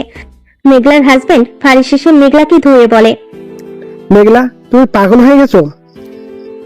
মেঘের এই স্টেজে ওকে তুমি মারছো কেন? তাহলে কি করব তুমি বলো? মাইশা প্রেগনেন্ট, ওকে এই স্টেজে এতটা স্ট্রেস দিল কেন? এতে ওর ওপর কতটা এফেক্ট হতে পারে মেঘের কোনো আইডিয়া আছে? আমি মরে গেলেও আইন ওকে ঠিকই সামলাতে পারবে। মেঘলা আর ফারিস কিছুটা চমকে বলে, আয়ানকে? আদ্র ফোনে কথা বলে স্টেজের দিকে তাকিয়ে দেখে মায়েরা নেই। আদ্রর বুকে মোচড় দিয়ে ওঠে। ও আশেপাশে তাকিয়ে মায়েরাকে খুঁজতে চেষ্টা করে, কিন্তু কোথাও পায় না মায়েরাকে। রাহুল মায়ের ড্রেসের চেনে হাত দিবে তার আগেই ও রাহুলের হাতে কামড় দিয়ে আদ্র ভাইয়ের নাম ধরে জোরে একটা ডাক দেয়। আদ্র তখন ওই রুমের পাশ দিয়ে যাচ্ছিল। মায়েরার গলার আওয়াজ শুনে জলদি করে রুমের দিকে এগিয়ে যায়, কিন্তু ডোর লক ছিল। আদ্রর কাছে ওই রুমের ডুপ্লিকেট চাবি ছিল। চাবি দিয়ে দরজা খুলে আদ্রের চোখ ছানা পড়া। আদ্রের রাগের কারণে কপালের রক ফুলে উঠেছে। আদ্র ভাইয়াকে দেখে মায়ের কলিজা ঠান্ডা হয়। ও রাহুলকে ধাক্কা দিয়ে আদ্র ভাইয়ার বুকে ঝাঁপিয়ে পড়ে। আদ্র ভাইয়াকে দেখে রাহুল তার হাতের বাঁধন আলগা করে দেয়, যার ফলে ওর তাকে ধাক্কা দিতে বেশি কষ্ট হয়নি। মায়েরা আদ্র ভাইয়াকে শক্ত করে জড়িয়ে ধরে কান্না করে দেয়। হাত পা প্রচন্ড পরিমাণে কাঁপছে ওর। আদ্র মায়ের অবস্থা দেখে মাথা কাজ করা বন্ধ করে দিয়েছে। ওর বারবার মনে হচ্ছে এই অবস্থার জন্য ও দায়ী। মায়ের কান্নার আওয়াজে ফাংশনের বেশ মানুষ ওই রুমে উপস্থিত হয়। বাড়ির সবাইকে দেখে বেশ ভয় হচ্ছিল মায়েরার। কে জানে তারা কে কিভাবে বিষয়টা নিবে। এত মানুষ দেখে আদ্র ভাইয়া তার পরনের ব্লেজারটা খুলে ওকে পরিয়ে দিয়েছে। আম্মু এসে মায়েরাকে বলে, আম্মু, কি হয়েছে তোর? ঠিক আছিস তুই? মায়েরা কি বলবে বুঝতে পারছে না। আশেপাশের মানুষজন সব বিড়বিড় করে বলছে, আহারে বেচারা, মেয়েটার অল্প বয়সে ইজ্জতটা গেল। তাদের কথা শুনে আদ্র ভাইয়া হুঙ্কার দিয়ে বলে, কিছু হয়নি মায়েরার, সময় মতো এসেছিলাম আমি। উল্টাপাল্টা কিছু বলবেন না আপনারা। আদ্র ভাইয়া কথাটি বলে তার শার্টের হাতা ফোল্ড করে রাহুলের দিকে এগিয়ে যায়। পুরো বাড়ি থমথমে হয়ে আছে। বাড়ির সবাই বেশ রেগে আছে। আম্মু তো এখনো কান্না থামেনি। বাড়ির সব গেস্টরা চলে গেছে, আর রাহুল সে তো আদমরা হয়ে পড়ে আছে। কিছুক্ষণ আগে আদ্র ভাইয়া আর সাদাব ভাইয়া মিলে বেশ মার দিয়েছে রাহুলকে। আদ্র ভাইয়া তো মেরেই ফেলতো তাকে, কারণ অনেক কষ্টে আটকিয়েছে সাদাব ভাইয়া। রওশন ভাইয়া মাথা নিচু করে দাঁড়িয়ে আছে, জানা নেই কেন। হয়তো এই ঘটনার জন্য তিনি নিজেকে দায়ী করছেন। রওশন ভাইয়া বলেন, সবকিছুর জন্য আমি দায়ী। আর যদি আমি রাহুলকে ইনভাইট না করতাম তাহলে এমন পরিস্থিতি আসতো না। রওশন ভাইয়ের কথা শুনে বাবা বলে, না রওশন, এখানে তোমার কোনো দোষ নেই। তুমি কি আর জানতে যে রাহুল এমনটা করবে? হ্যাঁ। রওশন ভাইয়া হ্যাঁ শুনে সবাই যেন আকাশ থেকে পড়লো। আদ্র ভাইয়া বেশ রেগে জিজ্ঞেস করলেন, মানে কি? রওশন ভাইয়া আহত কণ্ঠে বললেন, আসলে রাহুল আগে থেকেই এমন ছিল। এর আগেও 3-4টা মেয়েকে রেপ করেছে ও, কিন্তু ও বেশ ভালো ঘরের ছেলে হওয়াতে ছাড়া পেয়ে গেছে। ওর এমন আচরণে আমি ওর সাথে মেশা বন্ধ করে দিয়েছি। কিন্তু কাল হঠাৎ ও আমার পা ধরে মাপ চেয়ে বলে ও নাকি ভালো হয়ে গেছে, আগের মতো নেই। রাহুল আমার ছোটকালের ফ্রেন্ড ছিল, তাই ওকে ফিরিয়ে দিতে পারিনি। রওশন ভাইয়া কথাগুলো বলার সময় চোখ থেকে তার পানি গড়িয়ে পড়ে। আদ্র ভাইয়া রেগে রওশন ভাইয়ের কলার চেপে ধরে, আপনার আরেকটু খেয়াল রাখা উচিত ছিল। জানেন আজকে মায়েরার সাথে কি হতে পারত? আদ্র ভাইয়ের এমন আচরণে সবাই কিছুটা অবাক হলেও মায়েরা স্বাভাবিকভাবেই তার দিকে তাকিয়ে আছে। বড়পু রেগে আদ্র ভাইয়াকে ধমক দেন। তিনি বলেন, আদ্র, কি করছো? এখানে রওশনের কোনো দোষ নেই। সব সমস্যার মূল রাহুল। আর ওর ব্যবস্থা আমি। বরাবর কথা শেষ না করতেই আদ্র ভাইয়া বলে, খবরদার, রাহুলের যা করার আমি করব, কেউ ওকে টাচ করবে না। আদ্র ভাইয়ের এমন রাগ মিশ্রিত কণ্ঠ শুনে বাড়ির সবাই কিছুটা ভয় পেল, কারণ তারা জানে আদ্র ভাইয়ের রাগ চরম পর্যায়ে গেলে কি হয়। বরাবর বললেন, আচ্ছা, তোমার যা করার করো, আমরা কেউ কিছু বলবো না। আদ্র ভাইয়া তার গার্ডদের ডেকে বললেন। একে নিয়ে যাও। গার্ডরা রাহুলকে টেনে নিচে নিয়ে যায়। রাহুল টু শব্দ করলো না, কারণ সে সেন্সে নেই। মায়ের খুব খারাপ লাগছিল, তাই আম্মুকে বলল, আম্মু আমার ভালো লাগছে না, আমি রুমে যাব। আচ্ছা চলো। তোমার আশা লাগবে না, তুমি এখানে থাকো, আমি একটু একা থাকতে চাই। আম্মু মায়ের কথা শুনে কপালে একটা চুমু দিয়ে বললেন, আচ্ছা যাও। মায়েরা উঠে রুমের দিকে যাবে, তার আগে পায়ের ব্যথার কারণে পা ধরে নিচে বসে পড়লো। পায়ের দিকে তাকিয়ে দেখলো বস বড় একটা কাজ ঢুকে গেছে। আম্মু আব্বু সবাই এগিয়ে আসলেন ওর দিকে। আব্বু বলল, কি হয়েছে আম্মু? বাবা, পায়ে কাজ ঢুকে গেছে। মায়ের কথা শুনে বড় আম্মু রেগে গিয়ে সার্ভেন্টদের ডেকে বললেন, কি কাজ করো তোমরা?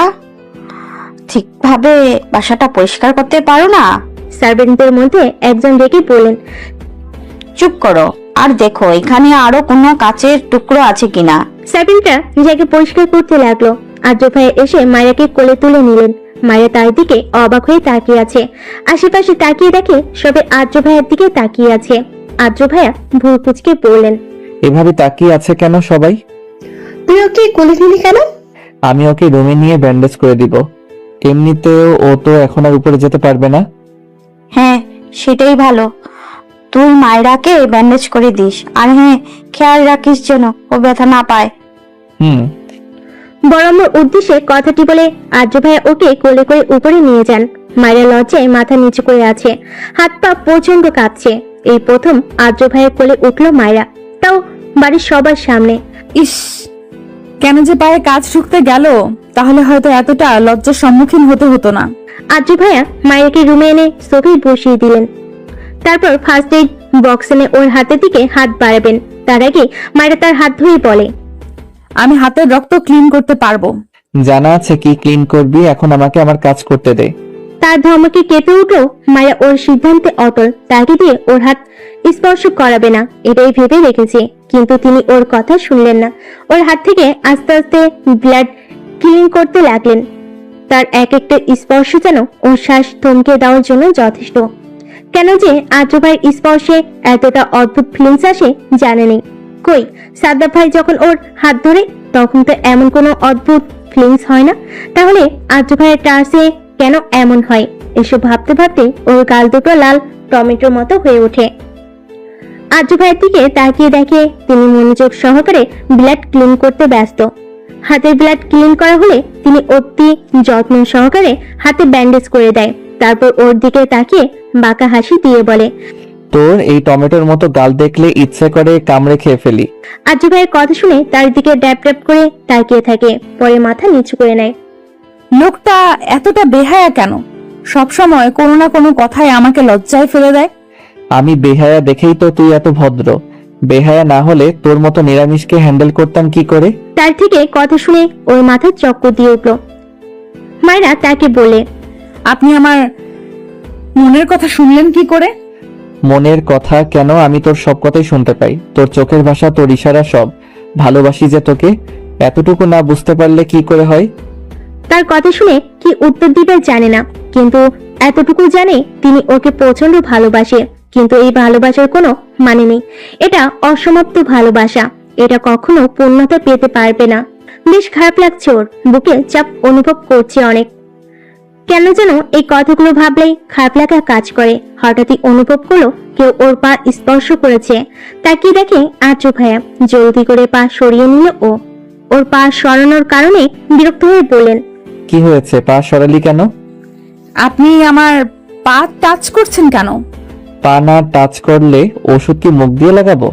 তার এমন রাগ মিশ্রিত কণ্ঠে কিছুটা অবাক হলো। মায়েরা তাকে বলল, আপনি তো আমার বড়, তাহলে কিভাবে? বড় ছোট এসবে কিছু আসে যায় না। এখন জলদি পা দে, না হলে থাপ্পড় দিব কিন্তু। না চাইতেও পা এগিয়ে দিতে হলো ওকে। আদ্র ভাইয়া মায়ের পায়ের ব্লাড ক্লিন করে ব্যান্ডেজ করে দেয়। ওর প্রচুর আনইজি ফিল হচ্ছে, খারাপ লাগছে বলা চলে, কারণ আর্য ভাইয়াকে দিয়ে নিজের পা ছুঁতে দেওয়ার ইচ্ছে একেবারেই ছিল না ওর। হঠাৎ আর্য ভাইয়া ওকে কোলে তুলে নিলেন। আবার কোলে তুলছেন কেন? তিনি মায়েরাকে কিছু না বলে বাহিরে নিয়ে যেতে থাকে। মায়েরা তাকে বারবার জিজ্ঞেস করছে কই নিয়ে যাচ্ছেন। নিচে এসে ওদের আবার এভাবে দেখে আদ্রিতা আপু ভুর কুচকায়। আপু বলে, আদ্র, ওকে আবার নিচে নিয়ে এসেছিস কেন? রুমে রেস্ট করো। ওকে হসপিটালে নিয়ে যাচ্ছি। কেন, মায়ের বেশি খারাপ লাগছে নাকি? হুম, পায়ে কাজ ঢুকেছে, তাই একবার আয়নার থেকে চেক আপ করিয়ে আসি, পরে যদি ইনফেকশন হয়। আরে গাধা, এতটুকু কাজ ঢোকায় ইনফেকশন হয় না। তারপরও তোর যদি ভয় থাকে তাহলে যা হসপিটালে নিয়ে। মায়েরা তাদের কথার মাঝে ফোন কেটে বলে, আরে না আপু, এতটুকু কাজ ঠোকাতে হসপিটালে যাওয়ার কি আছে? আমি ঠিক আছি, ইনফেকশন হবে না। বেশি বুঝিস তুই? তোকে কথা বলতে বলেছি নাকি চুপ থাক তুই? আমার জিনিসের কেয়ার আমি নিজেই রাখতে পারি। আদ্র ভাইয়ের কথা শুনে আদ্রিতা আপু মুখ টিপে হাসছে। হলরুমে কেউ নেই, শুধুমাত্র আদ্রিতা আপু ছাড়া। আদ্র ভাইয়ার শেষের কথাটা শুনে মায়েরা প্রচন্ড রকমের অবাক। আদ্র ভাইয়া ওকে কোলে রেখে গাড়ি স্টার্ট দিলেন। মায়েরা বিরক্ত হয়ে পড়ল। আমি সিটে বসবো? কোনো দরকার নেই, চুপচাপ বসে থাক। বেশ বিরক্ত হলো তার এরূপ আচরণে মায়েরা। মাইশা কান্না করতে করতে আয়নকে বলে, মেঘের সাথে আমার রিলেশন কলেজ লাইফ থেকে, অনেক ভালোবাসি আমরা একে অপরকে। আমাদের রিলেশনের কথা মেঘের বড় বোন মেঘলাপুও জানতো। তার মধ্যে একদিন ভুল করে আমার আর মেঘের মধ্যে ফিজিক্যাল রিলেশন হয়। যদিও ভুলটা সম্পূর্ণ আমার প্রেগনেন্ট হওয়ার পর আমি ভয় পেলেও মেঘ আর মেঘের বড় বোন মেঘলাপু বেশ খুশি ছিলেন। মেঘলাপু আমাদের কাবিন করিয়ে রেখেছে আমার প্রেগনেন্ট হওয়ার পর। তার মানে তুই মেঘের লিগ্যালি ওয়াইফ? তারপর বিয়ের পর মেঘ কেমন অদ্ভুত আচরণ করতে থাকে, আমাকে ইগনোর করে, অন্য মেয়েদের সাথে রিলেশন করে। আমাকে মেঘ বলে যে ওর নাকি আমাকে আর ভালো লাগে না, কিন্তু আয়ান ভাইয়া আমি শিওর মেঘ মিথ্যে বলছে, ওর কোনো প্রবলেম হয়েছে। তারপর মাইশা কিছুক্ষণ আগে ঘটে যাওয়া ঘটনা খুলে বলে। সব শুনে আয়ন দীর্ঘ নিঃশ্বাস ফেলে। ও বুঝতে পারছে না ওর এখন কি করা উচিত। আয়ন মাইশা কি বলে, তুই চিন্তা করিস না, আমি দেখছি কি করা যায়। ভাইয়া বাসার সবাইকে কি বলবো? আমি দেখছি। আয়ন নিজের অ্যাপ্রন হাতে নিয়ে উঠে দাঁড়ালো। তারপর মাইশার দিকে তাকিয়ে একটা হাসি দিয়ে বলল, কর। আয়ন বেরোতে যাবে তখন একজন নার্স হন্তদন্ত হয়ে এসে কেবিনে এসে আয়নকে উদ্দেশ্য করে বলে, স্যার। হ্যাঁ বল। স্যার, আদ্র স্যার এসেছে মায়েরা ম্যামকে নিয়ে। আদ্রের নাম শুনে মাইশার গলা শুকিয়ে আসছে। আয়ন একবার মাইশার দিকে তাকিয়ে তারপর নার্সকে বলে, হঠাৎ? স্যার, মায়েরা ম্যামের পায়ে বেশ ব্যথা পেয়েছে আর হাতে ব্যান্ডেজও দেখলাম। হোয়াট? মায়েরার এই অবস্থা শুনে আয়নের বুকে মোচড় দেয়। মায়েরা অনেক আদরের আয়নের কাছে। দুনিয়া একদিকে তো মায়েরা একদিকে। নিজের জীবনের থেকেও বেশি ভালোবাসে আয়ন তার বোনকে। ছোট থেকে বেশ আদরে বড় করেছে আয়ন মায়েরাকে। কাপা কাপা কণ্ঠে আয়ন নার্সকে জিজ্ঞেস করে, ওরা এখন কই? স্যার, আপনার কেবিনে বসে আছে। আয়ন দৌড়ে বেরিয়ে যায় মাইশার কেবিন থেকে। এদিকে মাইশারও বেশ টেনশন হচ্ছে মায়েরার জন্য। অনেক আদরের বোন মায়েরা, বলতে গেলে খান পরিবারের আত্মা হচ্ছে মায়েরা। মাইশা নার্সকে জিজ্ঞেস করে, নার্স, মায়ের অবস্থা কি বেশি খারাপ? না ম্যাম, অতটা না। আপনি অস্থির হবেন না, রেস্ট করুন। এই হসপিটালটা আয়নের, তাই মোটামুটি সবাই আয়নের ফ্যামিলিকে চিনে। মেঘের অবস্থা দিন দিন খারাপ হচ্ছিল। মেঘলা ডাক্তারের থেকে পরামর্শ করে পরশুদিন ওকে দেশের বাহিরে নিয়ে যায় চিকিৎসার জন্য। বাংলাদেশের ডাক্তাররা বলেছে যদি একটু উন্নতি হয় হতে পারে। তাই মেঘলা একটু আসেনি বিদেশ পাড়ি দেয় ভাইকে নিয়ে। এখানে মেঘের যদিও একটু মত ছিল না, তারপর ও মেঘের বাচ্চার ওয়াদা দিয়ে ওকে বিদেশে চিকিৎসা করাতে নিয়ে যায়। আইন দৌড়ে কেবিনে ঢুকে দেখে মায়েরা বেডে মুখ ফুলিয়ে বসে আছে আর তার পাশে আদ্র দাঁড়িয়ে ফোন টিপছে। আইন দৌড়ে গিয়ে মায়েরকে জড়িয়ে ধরে কপালে একটা চুমু দেয়। ভাইয়ের এমন ভালোবাসা দেখে মুচকি হাসে আদ্র। ও মনে মনে ভাবে, কতটা লাকি আমার বউ, এত কেয়ারিং একজন ভাই পেয়েছে। আয়ানের মতো কেয়ার তো আমিও করতে পারবো না। ভাই কেবিনে বসেছিল মায়েরা, তখনই ভাই এসে জড়িয়ে ধরে ওকে। কালকে কই ছিলে ভাইয়া? ওর প্রশ্নটা শুনে ভাইয়া কেমন যেন আমতা আমতা করে বলতে লাগলেন। আয়ন ভাইয়া বলল, কালকে অনেক দরকারি একটা সার্জারি ছিল, তো তাই আসতে পারিনি। ও। আয়ন ভাইয়া আদ্র ভাইয়ের দিকে তাকিয়ে জিজ্ঞেস করে, আদ্র, মায়েরার এমন অবস্থা কিভাবে হলো? মায়েরা ভীত দৃষ্টিতে আদ্র ভাইয়ের দিকে তাকিয়ে আছে। মনে মনে প্রে করছে যেন আদ্র ভাইয়া আজকের ঘটনা না বলে। আদ্র ভাইয়া ভাইয়াকে বলে, আসলে আয়ান, আদ্র ভাইয়া আর কিছু বলতে যাবে তখনই একজন দৌড়ে এসে বলে, ডক্টর আয়ান, আপনার পেশেন্টের শ্বাস নিতে প্রবলেম হচ্ছে, জলদি আসুন। আয়ন ভাইয়া কথাটি শুনে ওদের উদ্দেশ্যে বলে, তোরা থাক, আমি একটু দেখে আসি। ভাইয়ের কথার বিপরীতে মাথা নাড়ল মায়েরা। ভাইয়া চলে যাবার পরও আদ্র ভাইয়ের দিকে তাকিয়ে বলে, আদ্র, প্লিজ ভাইয়াকে আজকে ঘটা কোনো কিছু বলবেন না, তাহলে ভাইয়া পাগল হয়ে যাবে নিশ্চিত। ওই কথা শুনে আদ্র ভাইয়ের চোখ ছোট ছোট করে বলেন, আমি যদি নাও বলি তাহলে বাড়ির কারো না কারো কাছ থেকে আয়ান ব্যাপারটা জেনে যাবে, তখন কি করবি? তখনকার ব্যাপার হ্যান্ডেল করে নিব, বাট আপাতত না। ভাইয়াকে দেখে বেশ চিন্তিত মনে হচ্ছিল, তাই এখন আর স্ট্রেস দিতে চাই না। আচ্ছা, বলবো না। আদ্র ভাইয়ের কথা শুনে প্রশান্তির নিঃশ্বাস ফেল মায়েরা। ও বসেছিল, তখনই ফোনে একটা মেসেজ আসে। মেসেজটা দেখে কপালে বিন্দু বিন্দু ঘাম জমা হয় ওর, আর মনের ভেতর জাগে আদ্র ভাইয়াকে হারিয়ে ফেলার ভয়। এবার হয়তো আদ্র ভাইয়াকে হারিয়েই ফেলবো আমি। মেসেজটার দিকে তাকিয়ে কয়েক ফোঁটা অশ্রু বিসর্জন দিল ও। মায়েরার মেসেজটা দেখে বেশ ভয় হচ্ছিল। মেসেজটা ছিল তুর্নার সম্পর্কে ওর ফুফাতো বোন হয়। ওর আব্বুরা মোট 3 ভাই 1 বোন। তার মধ্যে তুর্নার আম্মু মানে ওর ফুপি, সে হচ্ছে সবার ছোট। তুর্না মেসেজটা পাঠিয়েছে, মায়ু, আমরা আগামী মাসেই বিড়িতে ব্যাক করছি, তাই তৈরি থাকিস। বিড়িতে আসা মাত্রই আমার আদ্রের বিয়ে হবে। বিয়ের কথাটা শুনে একটুও চমকালো না, কারণ তুর্না আর আদ্র ভাইয়ের বিয়ে আগে থেকে ঠিক হয়ে আছে। যদিও আদ্র ভাই এই বিয়ে সম্পর্কে কিছু জানে না, ওর মনে মাঝে মাঝে একটা প্রশ্ন উদয় হয়, সেটা হচ্ছে যদি তুর্নার সাথে আদ্র ভাইয়ার ব্যাপারটা আদ্র ভাইয়া জানতে পারে, তাহলে কি ভাইয়া আমাকে ভুলে যাবে? এই প্রশ্নটা যখনই মাথায় আসে ওর তখনই বুকে এক প্রকার চাপ অনুভব হয়। জানে না কেন, হয়তো তার প্রতি মায়ের জন্মে গেছে। এসব ভাবার সময় কখন যে চোখটা ভিজে এসেছে খেয়ালই নেই। কিছুক্ষণ আয়ন ভাই এসে ওর হাতে পায়ে ব্যান্ডেজ খুলে আবার নতুন করে কিছু মেডিসিন লাগিয়ে দিয়ে ব্যান্ডেজ করে দিলেন। আয়ন ভাইয়া আদ্র ভাইয়াকে জিজ্ঞেস করলেন, কি হলো আদ্র, বল, কিভাবে মায়েরার এমন অবস্থা হলো? আদ্র ভাইয়া ওর দিকে তাকিয়ে অদ্ভুত হাসলেন।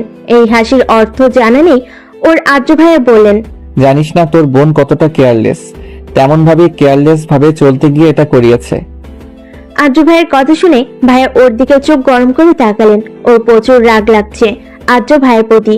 তিনি কেন এটা বলেন, অন্য কিছু তো বলতে পারতেন। এখন ভাইয়াকে তার মহামূল্যবান ডাক্তারি লেকচার শোনাবে। মায়েরা আদ্র ভাইয়ের দিকে তাকিয়ে দেখলো তিনি মুখ টিপে হাসছেন। আয়ন ভাইয়া বেশ কিছুক্ষণ তার লেকচার দিয়ে ওদের যেতে বললেন। আদ্র ভাইয়া ওকে কোলে করে গাড়িতে নিয়ে বসালেন। গাড়িতে বসানো মাত্রই মায়া তার কলার টেনে বলে, আপনার দরকার কি ছিল ভাইয়াকে এটা বলার? অন্য কিছুও তো বলতে পারতেন। My wish, none of your business, got it? কথাটি বলে ওর হাত থেকে নিজের কলার ছাড়িয়ে নিয়ে ড্রাইভিং এ মন দিলেন। প্রচুর রাগ লাগছে ওর, কিন্তু কিছু তো আর করার নেই। 1 সপ্তাহ পর হাত পায়ের ক্ষত ঠিক হয়ে গেছে, এখনো একা একাই চলাফেরা করতে পারে। এই কয়েকদিনে আদ্র ভাই একদম পাল্টে গেছে, আগে থেকেও বেশ গম্ভীর হয়ে গেছে। কেউ ওনার সামনে গেলেই ধমক দেয় কোনো কারণ ছাড়াই। আদ্র ভাইয়ের এমন আচরণে বাড়ির সবাই অনেক চিন্তিত তাকে নিয়ে। সবচেয়ে অদ্ভুত বিষয় হচ্ছে আদ্র ভাই এখন আর ওর সাথে দেখা করে না। বিষয়টা বেশ অবাক করেছে ওকে, যে আদ্র ভাই কিনা ওকে দেখা ছাড়া এক মুহূর্ত টিকতে পারতো না। সে কিনা পুরো 1 সপ্তাহ ওকে না দেখে কাটিয়েছে। তাহলে তিনি কি ওকে ভুলে গেছেন? ক্লাবের মধ্যে মাতাল হয়ে পড়ে আছে আদ্র। রোহিত অবাক হয়ে তাকিয়ে আছে, কারণ আদ্র কখনো মদ্য দূর একটা সিগারেট পর্যন্ত টাচ করেনি। আদ্র একটার পর একটা মদের শেষ করছিল, তখন রোহিত আদ্রের কাছে এসে বলে, আদ্র, কি করছিস এসব? এত ড্রিঙ্ক করলে তো তোর হেলথের প্রবলেম হবে। কি হয়েছে তোর, একটু বলবি? এমন আচরণ করছিস কেন? রোহিত, ওরা আমার মায়াকে নিয়ে যাবে। কারা নিয়ে যাবে মায়েরাকে? কি হয়েছিস তুই? ওর বাবা মা। কিন্তু কিভাবে? আমরা তো সব ঠিক করে দিয়েছি। আর তাছাড়া ওদের কাছে তো লিগালি নোটিশও নেই। আছে। মানে কি? কিভাবে? আদ্র আর কিছু বলার আগে রোহিতের কাঁধে ঢলে পড়ে। রোহিত আদ্রকে ধরে দেখে ও সেন্সে নেই। রোহিত দীর্ঘ নিঃশ্বাস ছেড়ে বলে, বেশি ড্রিঙ্ক করার ফল। জানালার ধারে বসে শূন্য আকাশ পানে চেয়ে আছে মাইশা, চোখে পানি। মাইশা এখন হোস্টেলে থাকে। যতদিন পর্যন্ত না বেবি হচ্ছে ততদিন পর্যন্ত এখানে থাকতে বলেছে আয়ন ওকে। বাড়ির সবাইকে ম্যানেজ করা শেষ। মাইশা আকাশের দিকে তাকিয়ে বলে ওঠে, মেঘ, আমি জানি তুমি আমাকে ভালোবাসো, কিন্তু কেন তুমি মিথ্যা বললে? আর কই চলে গেছো তুমি? একবার ফিরে এসো প্লিজ। তোমাকে ছাড়া আমাদের বাচ্চাকে কিভাবে বড় করব? রাতের বেলা বই নিয়ে হালকা ঘাটাঘাটি করছে মায়েরা। কালকে থেকে ক্লাস শুরু হবে, কিন্তু পরে একটু মন বসছে না। বারবার আদ্র ভাইয়ের কথা মনে পড়ছে। নিজের মনকে যত কন্ট্রোল করার চেষ্টা করে ততবারই আদ্র ভাইয়ের কথা মনে পড়ে। দরজা খোলার পর দেখে আদ্র ভাই রোহিত ভাইয়ের কাঁধে ভর দিয়ে আছে। ও কিছুটা ভয় পেয়ে গেল। ভয় পাওয়ার কিছু নেই, আদ্র ঠিক আছে। ড্রিঙ্ক করার ফলে জ্ঞান হারিয়েছে। ড্রিঙ্ক? কিন্তু ভাইয়া তো এসব। জানি আদ্র এসব খায় না। আসলে আজকে যে কি হয়েছে আমরা কেউই জানি না। রোহিত ভাইয়া বলে, একটু হেল্প করো, ওকে রুমে দিয়ে আসি। মাইরা আদ্র ভাইয়ের এক হাত নিজের কাঁধে তুলে নিয়ে তার রুমের দিকে নিয়ে গেল। টেবিলের উপর পা দিয়ে বসে আছে আদনান মাহমুদ। কিছুক্ষণ পর পর আবার সিগারেটে টান দিচ্ছে। তখনই একটা ছেলে এসে বলল, স্যার খবর আছে। বলো। স্যার, মেয়েটার খবর পেয়েছি। আদনান মাহমুদ টেবিল থেকে লাফ দিয়ে নেমে এসে বলে, কই তাকে? স্যার, বিডি ডিএমএ পড়ে। আদনান মাহমুদ বাঁকা হাসি দেয়। আদ্র ভাইকে বেডে শুয়ে দেওয়ার পর রোহিত ভাই চলে যায়। মায়েরা আদ্র ভাইয়ের পাশে বসে তার মাথায় হাত দিল। আদ্র ভাইয়ের দিকে তাকিয়ে এক ফোঁটা পানি গড়িয়ে পড়ল চোখ থেকে। কতটা বদলে গেছে আদ্র ভাইয়া। চেহারা সেই উজ্জ্বলতা নেই। আগে থেকে বেশ শুকিয়ে গেছেন তিনি। চোখের নিচেও কালি পড়ে গেছে। হঠাৎ আদ্র ভাইয়া চোখ খুলে মায়েরাকে দেখে লাফ দিয়ে উঠে বসে। মায়েরা ভয় পেয়ে কিছুটা দূরে সরে যায়, কিন্তু আদ্র ভাইয়া ওর হাত ধরে কাছে টেনে এনে ওর দুই গাল ধরে বলে, ভালোবাসি মায়াপরি, প্লিজ ছেড়ে যাস না আমায়, মারা যাব আমি। আদ্র ভাই কি বলছেন এসব? অনেক ভালোবাসি তোকে, এক আকাশ ভালোবাসি। কেন বুঝিস না আমার ভালোবাসা? মায়েরা কিছু বলল না। তিনি আবার বললেন, কেন বুঝিস না মায়েরা? অতিরিক্ত চাই তোকে, তোকে ছাড়া আমি অসমাপ্ত, মারা যাব আমি তোকে ছাড়া। মায়ের চোখ দিয়ে পানি পড়ছে। কাপা কণ্ঠে বলল, ভালোবাসি। কি বললি? আরেকবার বল প্লিজ। ভালোবাসি, খুব ভালোবাসি। আদ্র ভাইয়া হাসলেন। মনোমুগ্ধকর তার হাসি। তিনি হেসে ওর সারা মুখে শব্দ করে চুমু খেলেন। সকালে স্নিগ্ধ আলো আর হিমশীতল বায়ু জানালার পর্দা ভেদ করে ভিতরে আসছে। হিমশীতল ঠান্ডা বাতাসের কারণে ঘুম ভেঙে যায় মায়েরার।